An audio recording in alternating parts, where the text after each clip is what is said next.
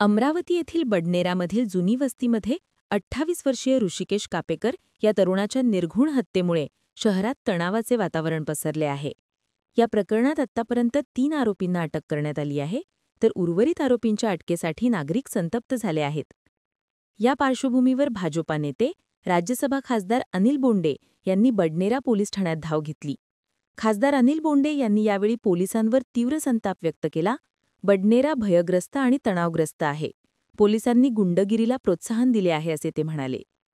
ही हत्या बांगलादेशी मुस्लिम तरुणांनी केली असल्याचा आरोप करत सर्व 10 ते 12 आरोपींना तत्काळ अटक करा आणि या आरोपींच्या घरावर बुलडोझर चढवून त्यांचे घरी तोडून टाका अशी थेट मागणी त्यांनी केली. सर्व आरोपींना अटक होईपर्यंत मृतकावर अंत्यसंस्कार होणार नाही अशी भूमिकाही त्यांनी घेतली आहे. ऋषिकेश कापेकरच्या मारेकऱ्यांच्या अटकेच्या मागणीसाठी पोलीस स्टेशनमध्ये नागरिकांनी मोठी गर्दी केली आहे. विशेष म्हणजे आरोपी हत्या करून पळत असताना सीसीटीव्ही कॅमेरामध्ये कैद झाले आहेत.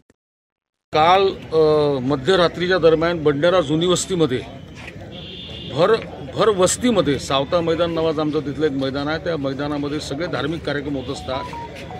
त्या वस्तीमध्ये एका ऋषी कापेकर नावाच्या 27 वर्षाच्या हिंदू तरुणाचा बांगलादेशी मुसलमानांनी सामूहिकरित्या येऊन निघृणपणे खून केलेला आहे. या हल्ल्यामध्ये बायका होत्या, या हल्ल्यामध्ये आरोपी होते आणि बिलकुल संघटित होऊन सगळे जोरदार शस्त्र घेऊन आणि दहशत उभी करून त्यांनी त्याला 27 वर्षाच्या तरुणाला जिवंत मारलं. त्याला 12 वर्षाचं बाळ आहे. बडनेरामध्ये ही संघटित गुन्हेगारी आता या बांगलादेशी मुसलमानांनी सुरू केलेली आहे. रजानगर, चमननगरच्या मागचा भाग, अल्मासनगरच्या मागचा भाग या सगळ्या भागांमध्ये बांगलादेशी मुसलमान मोठ्या संख्येमध्ये आलेले आहे.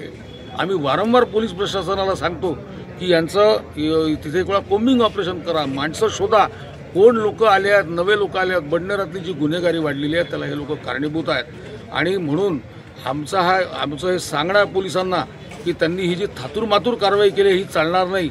ज्या ज्या बायका होत्या, जे सगळे आरोपी होते ते सगळे इथे आणून त्यांच्यावर गंभीर सगळे खुनाचे गुन्हे जर दाखल झाले नाही तर आम्ही पोलीस ठाणा सोडणार नाही.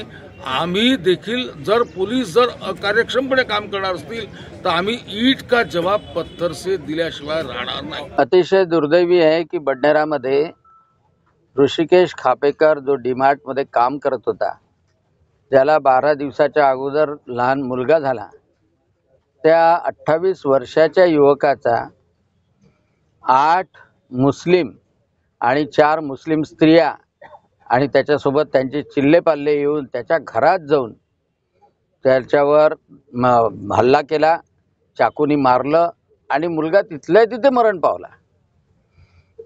आज पोलीस स्टेशनला याच्यासाठी आलो की अजूनपर्यंत आरोपी 2-3च जण आणले आणि रात्रीपासूनची घटना आहे.